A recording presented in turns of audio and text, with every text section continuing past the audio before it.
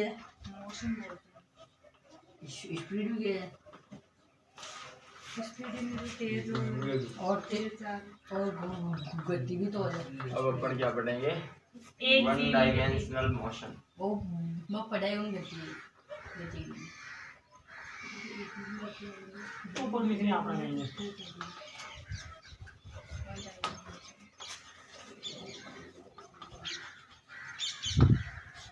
कौन आ गया? Speed speed तो देख, स्पीड वेलोसिटी गलती जो है स्पीड कहते वेग ना, गति जो स्पीड चालना कहता। हाँ चालना, और वेग ने वेलोसिटी। तो एक विमीय गति में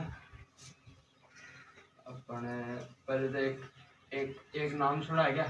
निर्देश तंत्र। हाँ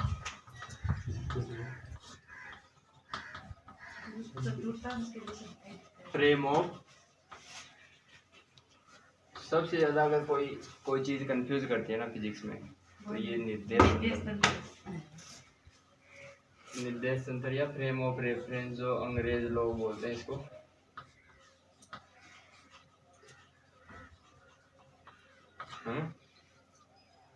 तो अब ये निर्देश तंत्र का झमेला शुरू हुआ अरस्तु की टाइम से।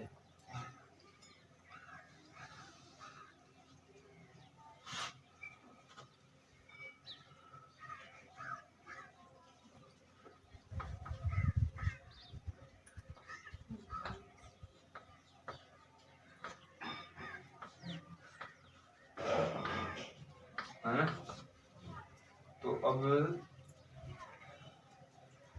निर्देश तंत्र में तो सबसे पहले फ्रेम ऑफ रेफरेंस दिया अरिस्टोटल वगैरह ने, अरस्तु ने, और एक मैथमेटिशियन था यूक्लिड।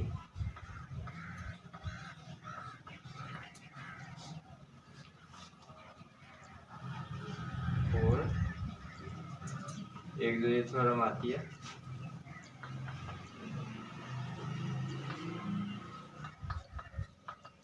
समकोण त्रिभुज की थ्योरम, पाइथागोरस।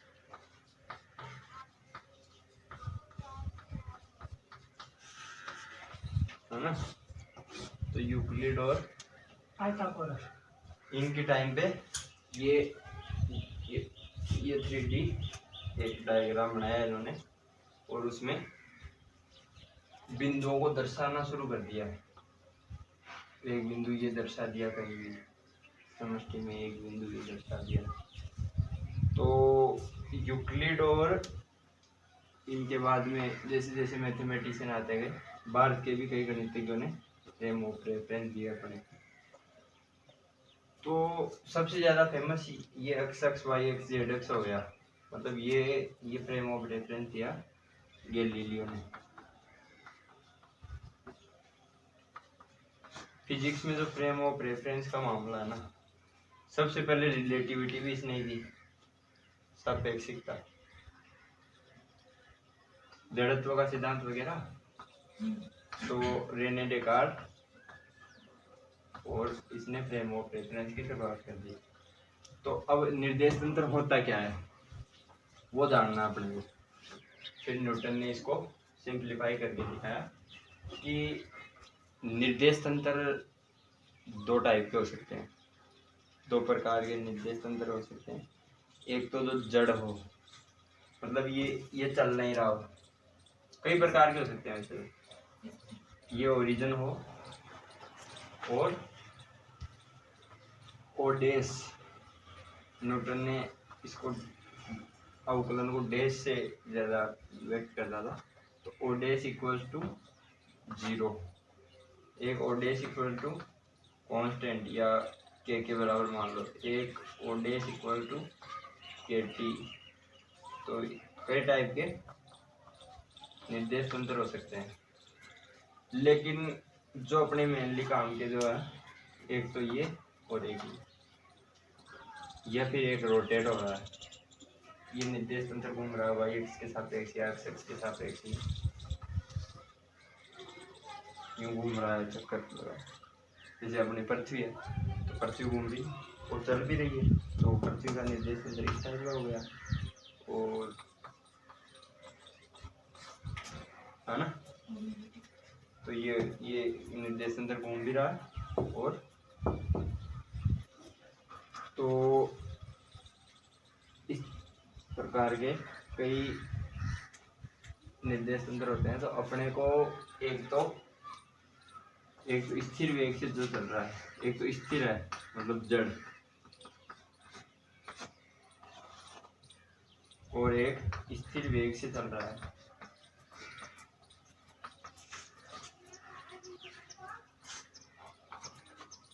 स्थिर वेग से चल रहा है, एक त्वरित है। त्वरित निर्देश तंत्र में काम करोगे तो कैसा फील होगा, जैसे कि लिफ्ट, तो इनके अनुप्रयोग पढ़ेंगे अपन कि एक लिफ्ट है और आप यूं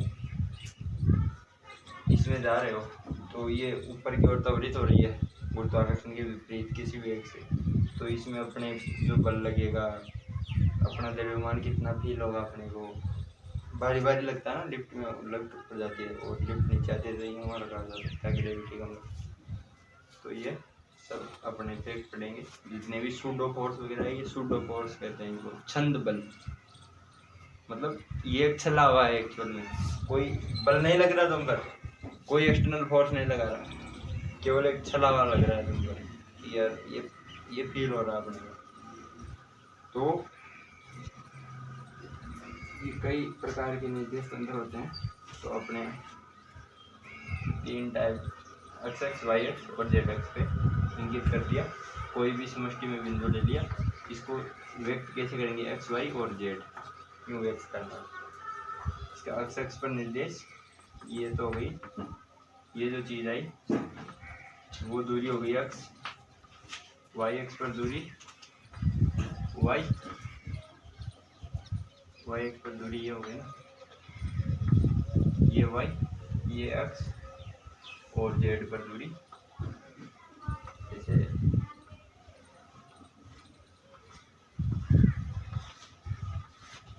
है ना, ये जेड एक्स है, इस पर जैसे ये कुछ ना कुछ दूरी डालता है, ये दूरी डाल दी इसने, तो ये जेड पर कुछ दूरी हो गई इसकी, ये जेड एक्स हो गई, स्मॉल जेड से इसको व्यक्त करता। तो अब किसी भी बिंदु को अपन समष्टि में व्यक्त करते हैं, जैसे ये वो टावर का ऊपर बिंदु है, उस बिंदु को मेरे को ओरिजिन मानते हुए उसको व्यक्त करना है एक्स एक्स वाई एक्स और जेड एक्स में। उसके कोऑर्डिनेट बता दिए मैंने, 2, 5 और 2.5 किलोमीटर, है ना, ये कोऑर्डिनेट बता दिए उस टावर के ऊपरी बिंदु के। तो उसकी मेरे से मैं यूँ ये अपनी एक्स एक्स, ये वाई एक्स, और ऊंचाई है जेड एक्स। तो अब मेरे को यूँ बताओ कि मेरे से उसकी इस अंगने पे तिरछी दूरी तो कितनी है, मतलब ये जो सीधी धरातल पर इसको धरातल माने और इससे दूरी निकालें उसकी, तो वो तो कितनी है, 2.5 तो उसकी ऊंचाई है।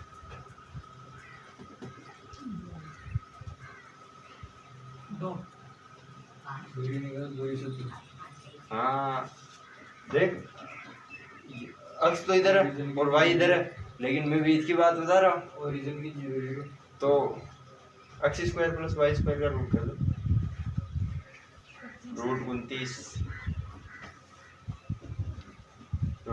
आ गई दूरी 5.4 के लगभग, 5.4 किलोमीटर यूँ है ये। हाँ, अगर मैं यूँ पूछता कि मैं वहाँ पे जाके खड़ा हो जाऊँ तो इससे दी दूरी कितनी है, तो तुम बता सके। अब यूँ बताओ कि ये जो यहाँ से इस पॉइंट से सीधी यूँ एक तिरछी रेखा खींचे उसके बिंदु तक, तो वो दूरी कितनी आएगी, उसमें तीनों को इंक्लूड कर। जेड एक्स को भी इंक्लूड कर लो, ऊंचाई भी इंक्लूड कर देना। जैसे ये टावर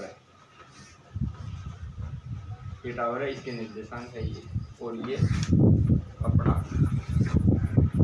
मूल बिंदु हो गया, है ना, X X Y X Z X. तो अपन को क्या करना है, एक बार तो ये पूछ ली, एक बार ये पूछ ली, ये एक बार केवल और केवल इन दोनों में ये पूछ ली, दो फ्रेम में केवल इसमें, और जेड एक्स में ऊंचाई नहीं पूछी। ये एक्चुअल में यूं है, यूं खड़ा है टावर, यूं खड़ा है, तो ये दूरी पूछी मैंने, है ना, और कोऑर्डिनेट किस बिंदु के लिए, इस बिंदु के।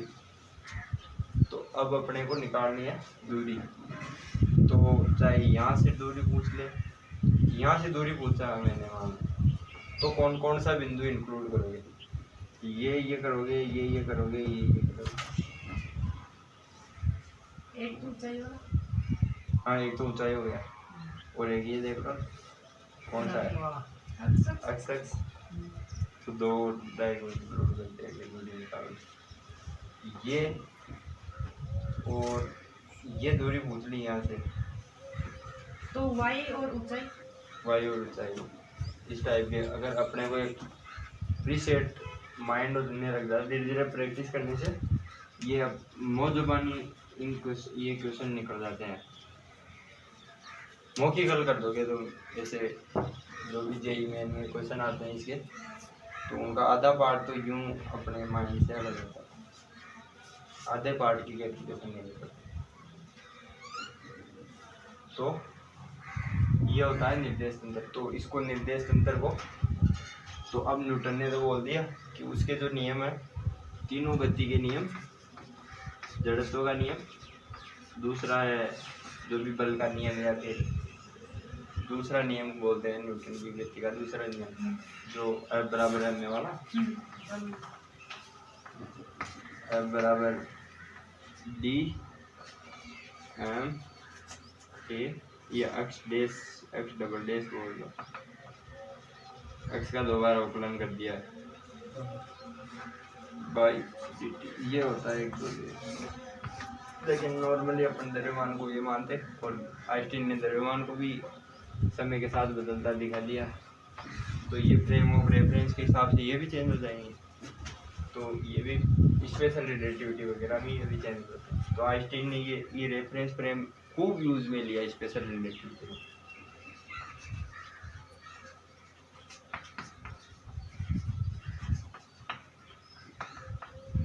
स्पेशल रिलेटिविटी जो दी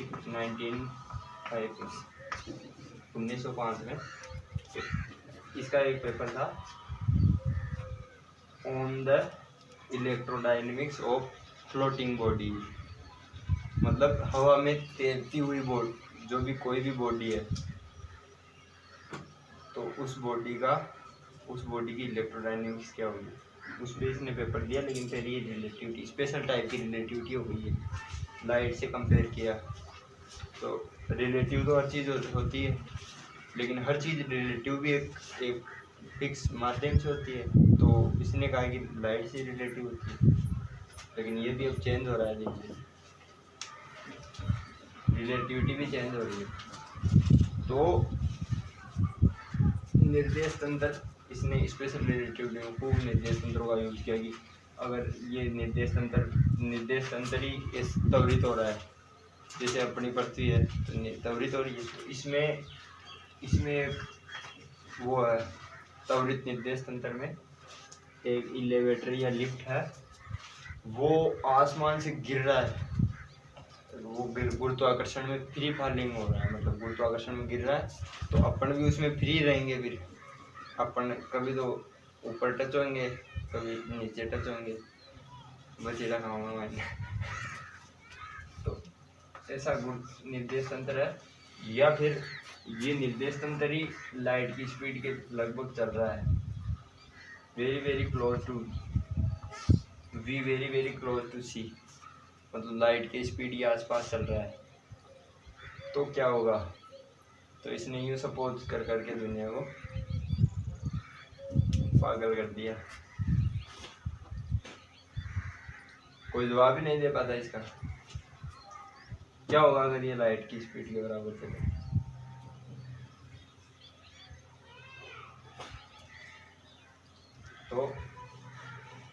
तो ये स्केलर फील्ड बन जाएगा। एक बार स्केलर फील्ड बनेगा, फिर पार्टिकल बनेगा, फिर स्केलर फील्ड बनेगा मेरे हिसाब से। सही। तो अपने ज़्यादा देखना नहीं, अपने को इसमें इतना जानना है कि निर्देश तंत्र क्या होता है। तो निर्देश तंत्र का इतिहास देख लिया अपन ने। अब निर्देश तंत्र की परिभाषा क्या होती है, बोलना पड़ेगा।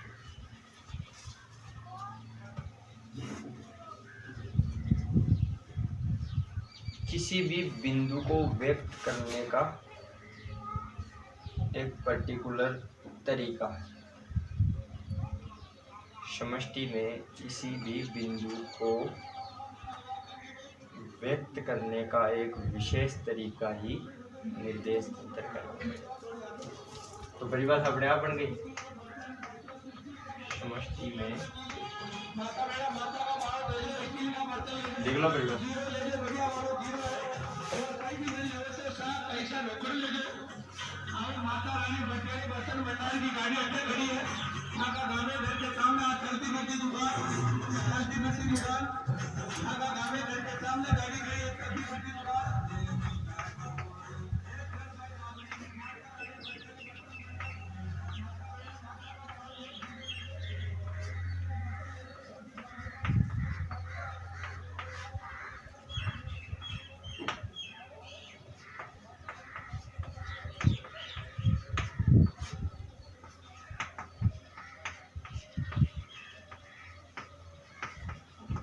निर्देश तंत्र कई प्रकार के होते हैं, जैसे एग्जाम्पल लिख लो, गुरुत्वीय निर्देश तंत्र।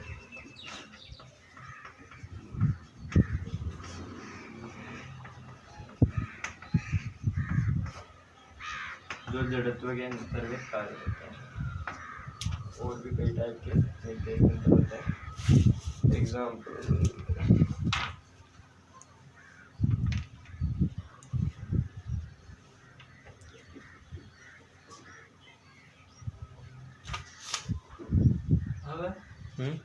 अब कोई चीज में ग्रेविटी थोड़ी भर सके ना।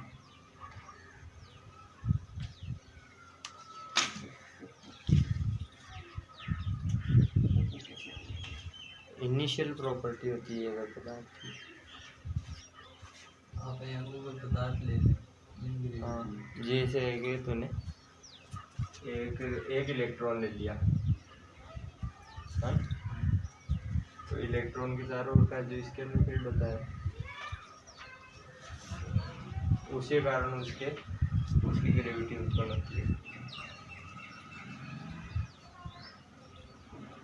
तो अब ऐसे कई सारे इलेक्ट्रॉन हो गए, है ना? तो यूं मिल वाल के प्रोटॉन के चारों ओर भी वही चीज़ होगी। तो कई सारे इलेक्ट्रॉनों का समूह हो गया, तो इतना समूह बना लिया अपन ने। अब इसमें तो गहरी होगी चीज़, तो वो तो strong nuclear force, weak nuclear force जैसे जैसे हमने जाने। और बाहर का जो आवा मतलब जो क्या बोलते हैं इसको, नहीं, बाहर का जो ये आवरण, तो ये वीक फोर्स हो गया, तो ये ग्रेविटी हो गई। क्या समझता हूँ? लाइट स्पीड चलना। हाँ, लाइट स्पीड भी इसी में चलती है। ये तेरा स्केलर फील्ड है ना, इसी में मूव करता है कोई भी पार्टिकल। तो ये आसपास के एक बार तो ये ऐसा ही बन जाता है, और एक बार फिर पार्टिकल में चेंज हो जाता है। मैक्सिमम प्रेशर पे पार्टिकल में चेंज हो जाता है, और फिर फ्री होते ही इसमें आ जाता है, फिर ट्विस्ट हो गया।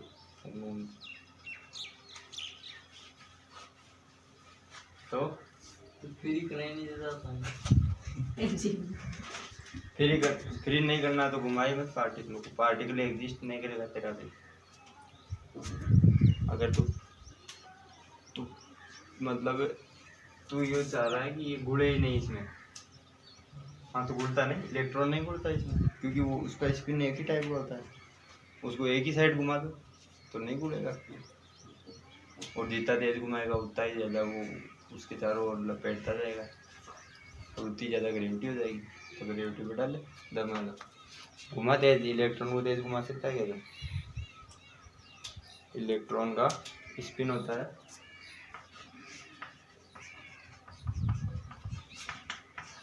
अब इसको बढ़ाना है तो घुमा दे इसको, इसको प्लांक कांस्टेंट को चेंज कर दे।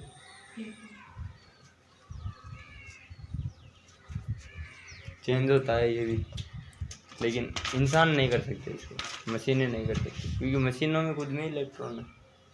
मशीन में ऐसा तो नहीं तो कोई भाई ब्रह्मांड का बीच का पॉइंट पैदा कर दिया या कोई ब्लैक होल पैदा कर दिया जो उसके जोर से घूम रहा है। हाँ, अगर ब्लैक होल पैदा करिए उसको स्टेबलाइज करके फिर उसके चारों ओर घुमाएगा इलेक्ट्रॉन तो घूमेगा, तेज घुमा दे।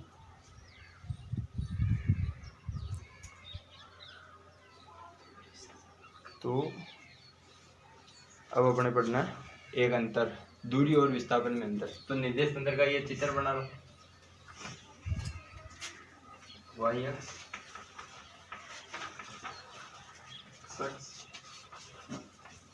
मूल बिंदु और जेड एक्स, ये हो गया मूल बिंदु 0 0 0 ओ ओरिजिन, और ये कोई बिंदु को व्यक्त करने का तरीका हो गया स्मॉल एक्स वाई जेड।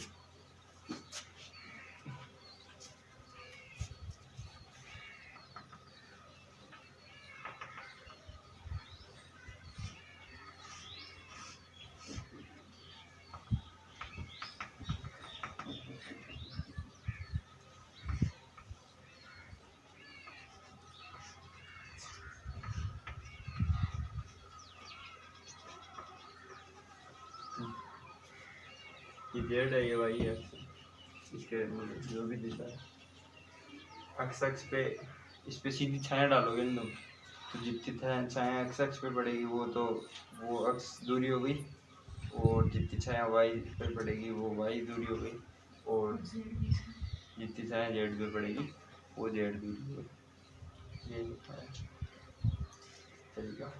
और इसका अगर परिणामी निकालना है, आर हो गया परिणामी, तो आर परिणामी का बताइएगा दूरी सूत्र R X square Y square Z square, या फिर दो बिंदु है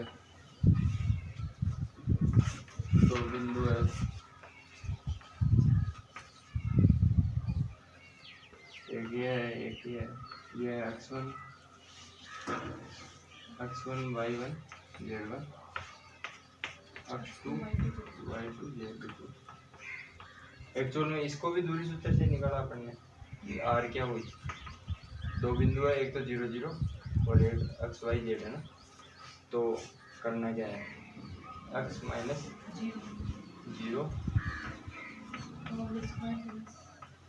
y माइनस 0 का होल स्क्वायर जेड माइनस 0 का whole square plus 2xy cos theta, फिर 2xy cos alpha, 2xy cos beta, वो 2y और z कोस बीटा, और 2zx कोस गामा, वो करना पूरा। तो अपने ये 0 आ गए तीनों, क्योंकि x और y के बीच का एंगल भी 90 डिग्री है ना, 90 डिग्री है, तो कोस 90 0 होता है, और वैसे भी ये कंपोनेंट अपना 0 है, तो x का इसके साथ 0, इसका इसके साथ 0, इसका इसके साथ 0 है ना, तो ये अपन नगण्य मान लेते हैं। तो ये 0 काट के ये आ गया अपना दूरी सूत्र, और वैसे प्रॉपर दूरी सूत्र है R12 एक से दो दूसरे ये दूरी हो गई R12 या PQ, कुछ भी दूरी मान लो, वो दूरी आ गई root x1 minus x2 minus x1, इसमें से इसको घटाना है y2 माइनस y1 और z2 माइनस z1, और इनके बीच का एंगल 0 है, तो वो 3 टर्म 0 हो गई। तो ये कैसे किया, तो ये है। अब इनकी ये दूरी एक, तो बीच की दूरी एक, तो ये आ गई x एक्स पे, y एक्स पे इनकी बीच की दूरी ये आ गई, और z एक्स पे इसकी और इसकी बीच की दूरी ये आ गई। तीनों को स्क्वायर करके जोड़ रूट में, तो ये आ गई अपनी दो बिंदुओं के बीच की दूरी। ये नोट कर लो, इतना सा निर्देश तंत्र में नोट कर लो। पूरे हाँ,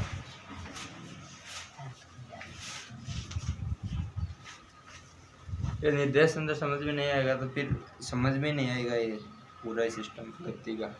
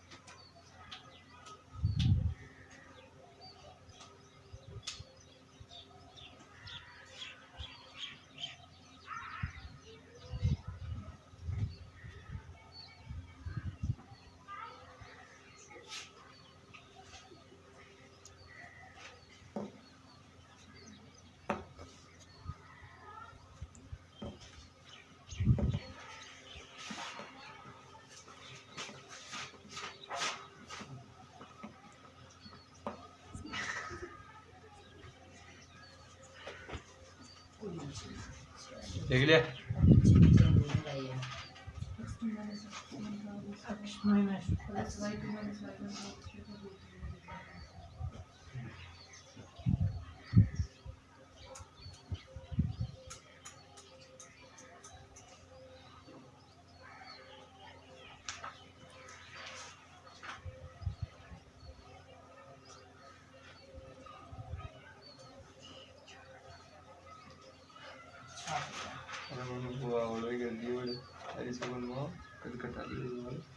साढ़े 12 बजे बाल कटा लिए,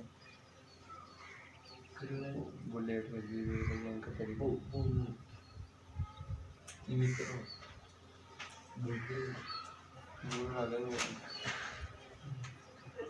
वो ये साइड ही नहीं चल रही।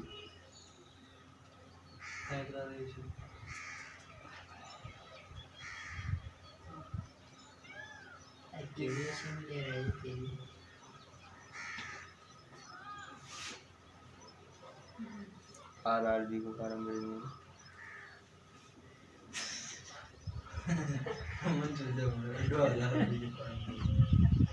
रेलवे रिक्रूटमेंट बोर्ड, क्या ठीक है। तो अब अपन गति के प्रकार, 3 प्रकार की गति होती है, एक विमीय, द्विविमीय और त्रिविमीय। तो एक विमीय में तो क्या होगा, अगर एक ही निर्देशांक के अनुरूप कोई वस्तु समय के साथ परिवर्तित हो रही है। गति की परिभाषा क्या होती है, मोशन। कोई भी चीज गति कर रही है मतलब वो समय के साथ परिवर्तित हो रही है। जैसे जैसे समय बढ़ता जा रहा है, समय में भी समय के अनुरूप परिवर्तित हो रही है। मतलब समय के अनुरूप किसी वस्तु में परिवर्तन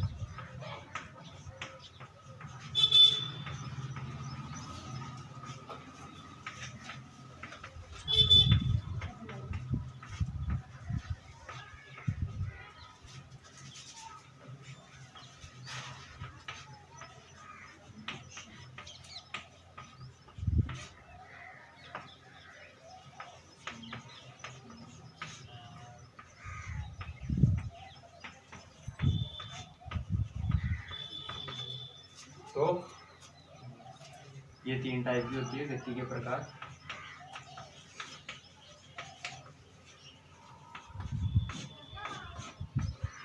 एक विमीय,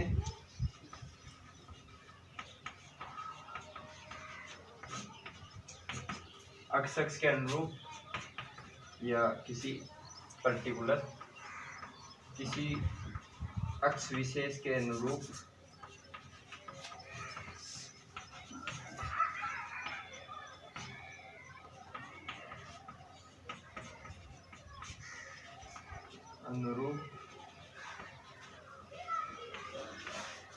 समय के साथ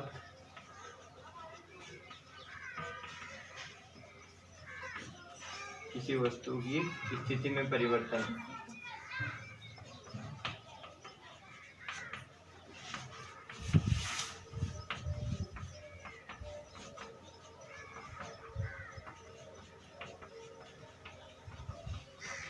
एक विमीय गति कहलाता है।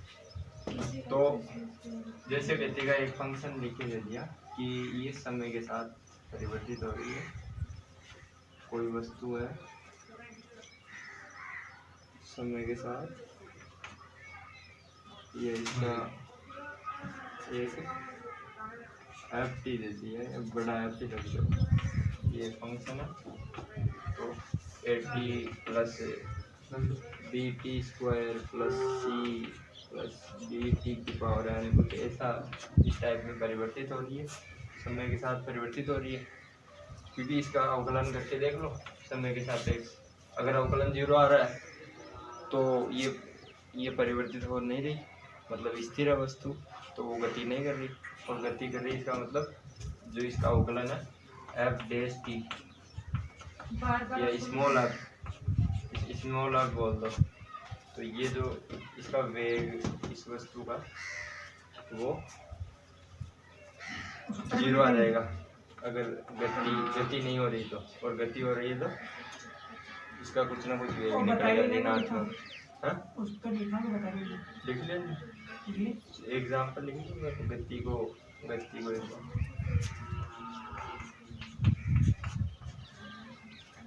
जैसे चिड़िया का उड़ना, इसमें लिख लो एग्जाम्पल, कुछ ही लिख लो। परिभाषा को लिखो, इलेक्ट्रॉन एफ टी परिभाषा को लिखो, परिवर्तन एक विमीय गति कहलाती है। हाँ ये लिख लो ना।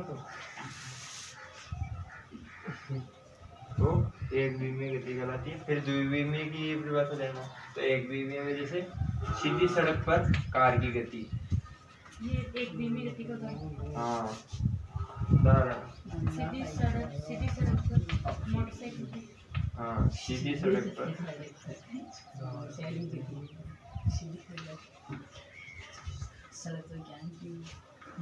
समतल सड़क बोल रहे हैं, सीधी मतलब सीधी आकाश में चढ़ी सड़क, सीधी सड़क पर मोटरसाइकिल के अनुरूप कार की गति।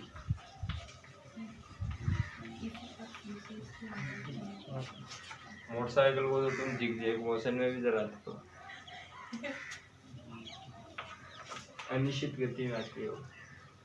तो अब द्विविमीय गति में क्या उदाहरण दोगे? तीनों के वो लिख लेना।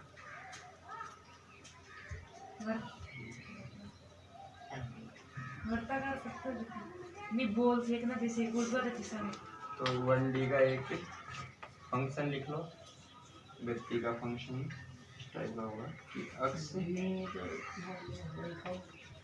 t बराबर a plus B T plus C T square up to Z T की पावर है। ऐसा एक उदाहरण लिख लो, या अप टू इन्फिनिट कर लो, कुछ भी कर लो, अप टू n पद है ना। 2D का उदाहरण लिख लो, अक्ष t plus Y a plus 2D p बंदे के बड़ा हाँ टी स्क्वायर और 3D में मोशन हो गया एक्स वाई टी कहीं पढ़नी है प्लस जेड टी। एक बार पढ़ेंगे बुक भूल ना हो तो टाइगर निकाल दिए है ना। तो ये गति के मन मासा पड़ा है तीनों राजन बोर्ड पर लिखे ब्लॉक लिख लिए। एक विमीय गति का लिख लिया, द्विविमीय की परिभाषा लिख के उसके कुछ उदाहरण दे देना। द्विविमीय जैसे वर्ताकार गति, वर्ताकार गति हो गई। हाँ ये वर्ताकार गति है।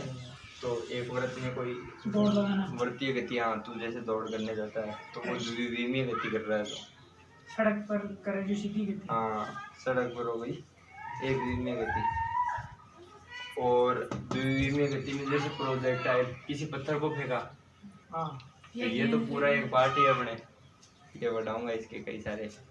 इसमें ये आर, ये हाइट मैक्सिमम कब होगी, मिनिमम कब होगी, आर मैक्सिमम कब होगा। 45 डिग्री पे फेंकते हैं नॉर्मली तो सबसे दूर जाती है आर। ये क्यों जाती है, तो वो आर का फॉर्मूला होता है cos 2 अल्फा में आता है, तो sin 2 अल्फा में। तो साइन 90 डिग्री, साइन ये अल्फा 45 होगा तो ही साइन 90 हो जाएगा। साइन 90 मैक्सिमम होता है। तो ये लिख लिया गति का, गति का परिभाषा तो लिख लिया। ये लिख लो एक बार, ये तीनों की जगह छोड़ दो, घर जाके इसकी तीनों की परिभाषा बना लेना। X T, X T plus Y T है अगला। X plus Y, X T plus Y T. X function है वाई का और टी का, और वाई भी फंक्शन है टी का। टी का फलन है, टी के अनुरूप चेंज हो रहा है। तो यही तो है परिभाषा में कि किसी अक्ष विशेष के अनुरूप समय के साथ किसी वस्तु की स्थिति में परिवर्तन। तो स्थिति में परिवर्तन हो रहा है समय के साथ, तो समय का फलन हो गई स्थिति। तो स्थिति जैसे 1D में लिया एक ही डायरेक्शन में, तो स्थिति एक्स एक्स के ले ली। 2 डायरेक्शन में लिया तो एक्स प्लस वाई को जोड़ के रख दिया, और 3 डायरेक्शन में लिया तो एक्स वाई और जेड तीनों को जोड़ के। गाड़ी एक डायरेक्शन में चल रही है। हाँ एक ही एक्स पर अगर सीधी सड़क है तो मैं पूरी गारंटी नहीं ले रहा, गाड़ी 3D में डालती। सब मोशन पृथ्वी पर 3D में होता है, 1D तो केवल समझाने के लिए है। हाँ 2D में गोल जैसे। अब हाँ ये चीज़ है, ये एकदम सीधा है ना, ये भी सीधा नहीं होता नॉर्मली, ये भी कुछ ना कुछ तो कर्वेचर होगा ऐसे, तो 3D हो जाएगी। एक कण भी ऊपर रह गया ना जरा, वो करना पलाई पल्ला भी सीधी नहीं हो जाएगी। नहीं बोल पे बिल्कुल उसका कुछ ना कुछ अणु तो टेढ़ा पेढ़ा है ना, अपनी आँखों से देख रहे हैं तो उसमें अपन जज कर लेते हैं। लेकिन उसका 1-2 कण तो वो भी कोई कार्बन की बनी हुई है ना। और कार्बन में भी क्या है, इसमें पलाई वगैरह में तो इनका जो स्ट्रक्चर होता है, कांच कार्बन वगैरह का जो स्ट्रक्चर बनता है सॉलिड स्टेट में, तो ये कौन से सॉलिड होते हैं, कौन से ठोस होते हैं, कांच। जो इनमें अभी ये कांच होता है तो कांच कई मोटे या धुंधले होने लग जाते हैं धीरे धीरे समय के साथ। तो वो क्यों होते हैं, या ऊपर से छोटे, हाँ क्यों होते हैं, हाँ क्यों, क्योंकि कांच क्रिस्टल नहीं होता, अक्रिस्टलीय ठोस है। तो तेरी ये जो कार्बन है पलाई है वो क्रिस्टलीय ठोस है, तो क्रिस्टलीय ठोस तो क्रिस्टल ही नहीं है। हाँ अगर तू निकल वगैरह की बात कर तो मैं ये कर सकता हूँ कि उसमें 2D हो सकता है। हाँ 2 किरणें हैं, 2 किरणों के बीच का जो स्पेस है ना, तो स्पेस में जा और फिर ये बात कर दे बिना किसी ग्रेविटी के कि हाँ यार ये ज़रूर 2D है। यहाँ पे तो 2D, ये तो 3D है पूरी कंपनी। 3D का एग्जांपल पकड़ बोल ना, मान से लपड़ लपड़ के भी नाम 3D काट दिया। हाँ तो 3D है, वो 3D में करता है। मुंह तीनों साइड चल रहा है उसका, तो वो 3D है। लो लिख लिया। यस तो अब अपन शुरू करेंगे इसके। ये जो अपन का असली काम है, ये फलन वगैरह। तो आज दो परिभाषा पढ़ाई मैंने इसमें, निर्देश तंत्र और ये, और एक तीसरी परिभाषा हो गई, एक दूरी और विस्थापन में अंतर देख लो। एक तो होती है दूरी, तो दूरी तो होती है अदिश राशि, और विस्थापन होता है सदिश। विस्थापन क्या होता है? और विस्थापन डिस्प्लेसमेंट,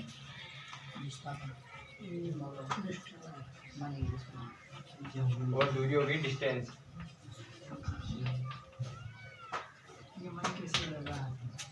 दूरी को व्यक्त करते हैं एस और विस्थापन को सदिश से, है ना? क्यों विस्थापन सदिश है,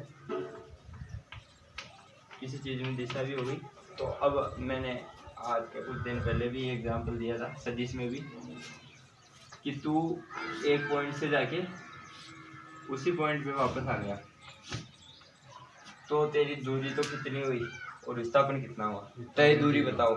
तय दूरी तो इसकी जो लंबाई है वही तय दूरी होगी, और विस्थापन जीरो। विस्थापन 0 हो गया क्योंकि तुम वहीं पे आ गया। तीनों सदिश जोड़ दिए, तीनों सदिशों का अगर निकल भी वहीं से रहा है, पूंछ भी इसकी वापस इसी में आके मिल रही है, तो विस्थापन जीरो। पूंछ और ठोडी दोनों एक ही जगह पे मिल गए, तो वहाँ तक 0 हो गया सदिश। इतना है कि बेटा। तो अब कई टाइप के क्वेश्चन आते हैं इसमें, जैसे एक मैं चल के गया 5 किलोमीटर पूर्व में, लिखो। हाँ क्वेश्चन लिखो। हाँ पुखराज 5 किलोमीटर उत्तर में चलता है पहले तो, फिर 3 किलोमीटर पश्चिम में चलता है,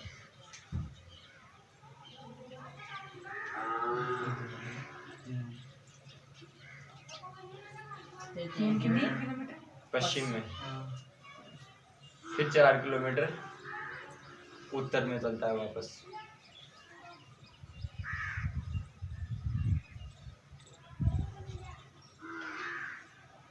फिर 10 किलोमीटर पूर्व में चलता है,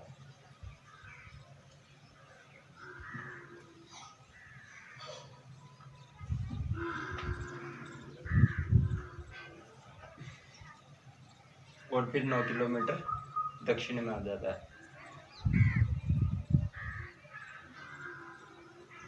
बस बताएंगे किलोमीटर से। अब ये बताना है कि इसका दूरी बताओ। विस्थापन और दूरी दोनों निकाल पेड़ विस्थापन 9 20 किलोमीटर दूरी पेड़ दूरी 2 देख लियो। 9 किलोमीटर 9 किलोमीटर दक्षिण।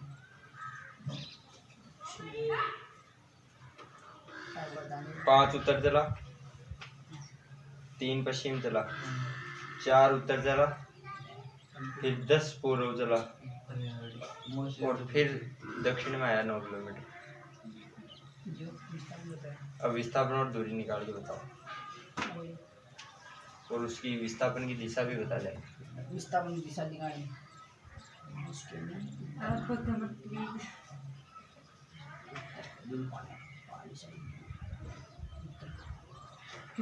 कौन सी धाम से ना हमारा सामने कौन सी धाम? हाँ उत्तर को जे कैप मान लो, पूर्व को आई कैप मान लो।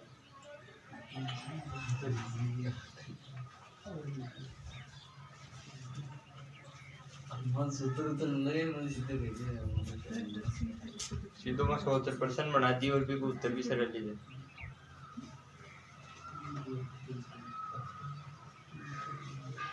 ये उतरने पर अति दूरी दिन चलियो। हाँ विस्थापन में तो दिशा भी होती है, दूरी भी होती है। परिमाण और दिशा दोनों बताओ विस्थापन। लागे और जो बनाई और निंजा को लागे तो जान में अडिन या फिर रुको चुप रह। कौन सी दिशा है?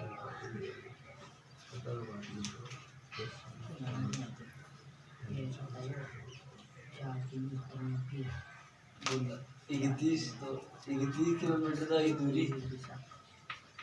वो जिसका तीस अपना थोड़ी आ रही था। दिशा में 31 थोड़ी आ रही। 5 9 4 12 22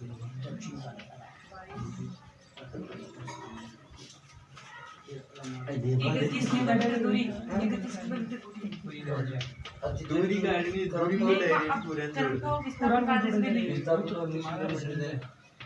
हाँ 14 पे उत्तर में चढ़ गया तीन अपन उत्तर में चढ़ गया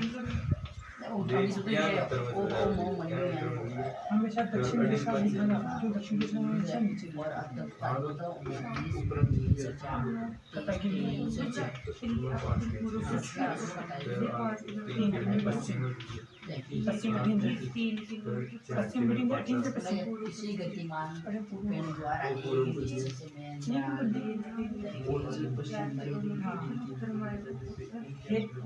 ये क्या कर लिया पाँच आओ उत्तर को ठीक रहेगी पाँच उत्तर की ओर डालो को पूरा दुकान टैग क्या ऊपर डालो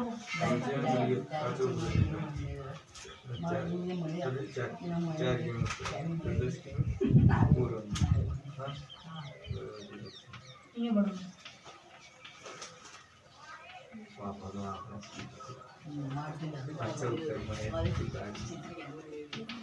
ये ना मतलब करेंगे बताओ उत्तर बताओ उसका। दूरी तो 31 है नहीं। हाँ और विस्थापन 19 मार दो 19 है। विस्थापन 6 आई के भागे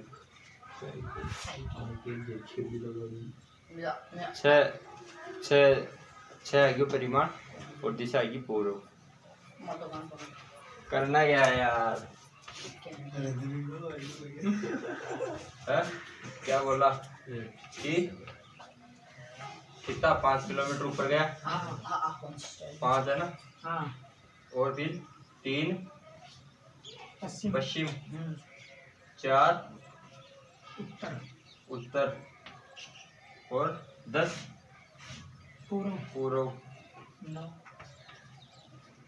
9 दक्षिण नीचे है ना? हाँ और नीचे 9 तो 5 है 4 9 तो ये यहीं पे आगे ठहर गया सीधा।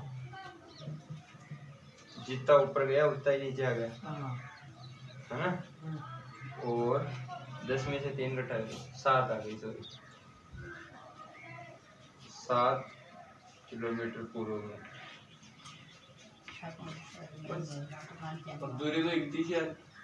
और दूरी तो जोड़ लो सीधी सीधी। हाँ 8 4 12 10 22 9 31 उत्तर में इधर 7 किलोमीटर पूर्व या 7 किलोमीटर आई कैप इसकी हाँ सही है साथ ही आ रही है ना? सही है बस ये विस्थापन हो गया। तो विस्थापन में दिशा भी साथ दे रहे हैं अपन। तो ये एक बार परिभाषा लिख लो इन दोनों की या इनमें अंतर जो भी है। ये अदिश है ये सदिश है।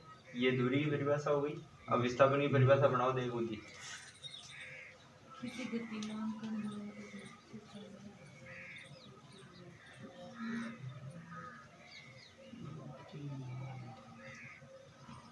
कुल वास्तविक पथ कितना ही तय कर दिया। जैसे यहाँ से गुजरा और यूं पूरा हाँ चाहे आया कहीं पे हो हाँ चाहे वापस यहीं पे आ गए लेकिन कुछ ना कुछ दूरी तो तय की है अगले ने।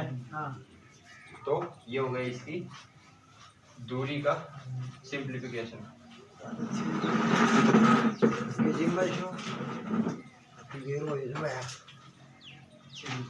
कोई मोटरसाइकिल हो तो ठीक नहीं मैं जाऊँ कर जाऊँ फिर मैं चलो ना दादा जिम वो कौन छोड़ सका। विस्थापन विस्थापन क्या हो गया फिर? विस्थापन जैसे यहाँ से गए यहाँ गए यहाँ गए यहाँ गए इधर आगे यहाँ ठहर गए अपन है ना? तो प्रारंभिक से अंतिम बिंदु को मिला दिया तो जो दिशा आई वो विस्थापन वो तो हो गई विस्थापन की दिशा। और जो परिमाण आया वो गए दो बिंदुओं के बीच की सीधी दूरी PQ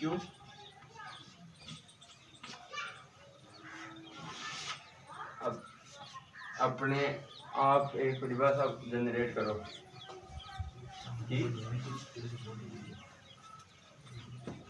दो बिंदुओं के बीच की सीधी दूरी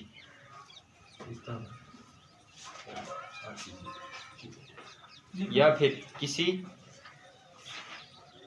किसी कोई वस्तु किसी प्रारंभिक बिंदु से शुरू होती है तो उस प्रारंभिक बिंदु से उसके अंतिम बिंदु तक की सीधी दूरी। सीधी दूरी दूरी तो आनी नहीं चाहिए, दूरी में विस्थापन में तो अपन वो दे रहे हैं तो सीधी लंबाई विस्थापन कहलाती है ना। तो न तो विस्थापन का नाम आना चाहिए। अब दूरी का ही वो लिख रहे हैं, दूरी की परिभाषा लिख रहे हैं, दूरी को इंक्लूड कर रहे हैं, तो वो परिभाषा ही नहीं हुई। परिभाषा मतलब दूसरी भाषा में लिखना है इसको। दूरी तो इसका एक नाम हो गया, तो वो नाम का सिंपली उसमें सब कुछ आ गया। अब यहीं पे दूरी लिख दी तो फिर दूरी की परिभाषा देने का क्या मतलब है? परिभाषा मतलब भाषा दूसरी होनी चाहिए। परिभाषा मतलब हाँ। परिभाषा। तो परिभाषा में सिंपलीफाई करते हैं अपन किसी भी चीज़ के पर्टिकुलर नाम को, बोलती है डेफिनेशन इज अकाउंट। तो अब इनका एक 2-3 क्वेश्चन देता हूँ मैं तुमको, विस्थापन और इसके। जैसे एक घड़ी है ना, एक घड़ी है और ये इसका मिनट का सुई है ना। तो ये मिनट की सुई 6 AM से 7:30 AM तक इसने कितनी दूरी तय की और कितना विस्थापन तय किया, दोनों बताओ। और घड़ी की सुई की लंबाई है 2 मीटर।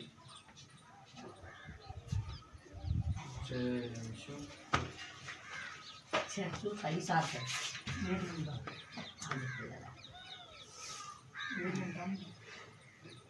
अरे वाह, 1.5 घंटा। 1 घंटा हम करता था। 1 घंटा में 2 पाई आर कर दिया, लेकिन विस्थापन तो 0 कर दी ना। लेकिन विस्थापन याद कर दे, दूरी विस्थापन दोनों याद करना है इसमें। एक क्वेश्चन ये हो गया।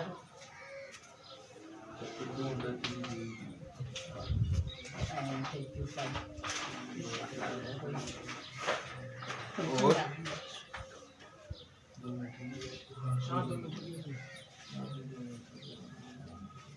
फिर विस्थापन 0 आगे में काटना नहीं। और always S greater than equal to अर्थ।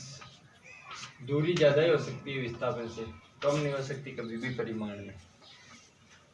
सही बात है, दूरी ज़्यादा ही होगी, है ना। बराबर हो सकती है, कम होना। लेकिन हाँ। कम नहीं हो सकती। क्योंकि बराबर भी मैक्सिमम जब ये सीधा चले हाँ, तभी बराबर होगी।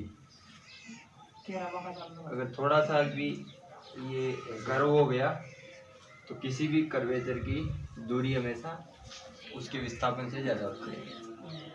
Any type of curvature we should discuss many type of curvature like f x equals to x square plus y square minus r square equals 0। Dial करवाएं। करवल मानी नहीं अरे हल करना है यार, सीधा सा एक वो है। कुल दूरी तो कितनी चली, s बराबर तो एक बार तो 2 पाई आर प्लस एक बार पाई आर, आधी चल गई ना, आधा घंटा तो ये चल गई यहाँ से यहाँ तक, और एक बार पूरा घूम गई। तो अपन को विस्थापन तो ये माइनस जाएगा तो कहीं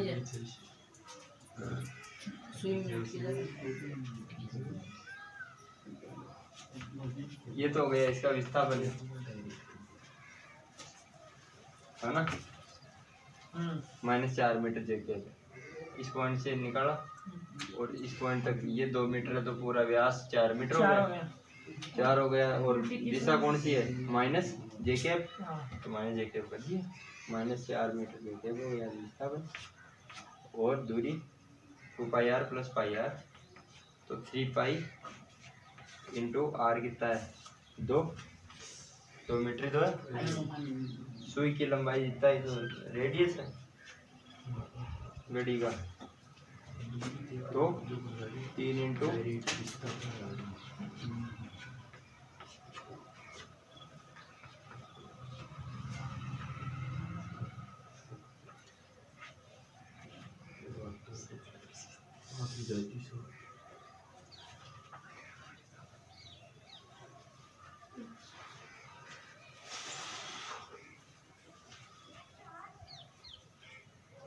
लगभग 66 मीटर के आसपास आ गई। देखिए 3 में से 3 3 एम की है या 3 आर? बट 3 आर बन के 2 pi R plus pi R. 2 pi R. हाँ, 2 में एक जोड़ेगा तो कितना आएगा? अब वो यार वो व्हाट्सएप की ट्रिक में जानता नहीं भाई, 2 में एक जोड़ते ही 4 कर दिया। 2 और 1 4 2 2 5 इतना में जानता नहीं भाई। वो अलग गणित चला। वो यार फिर तुम रामानुजन के मंसल।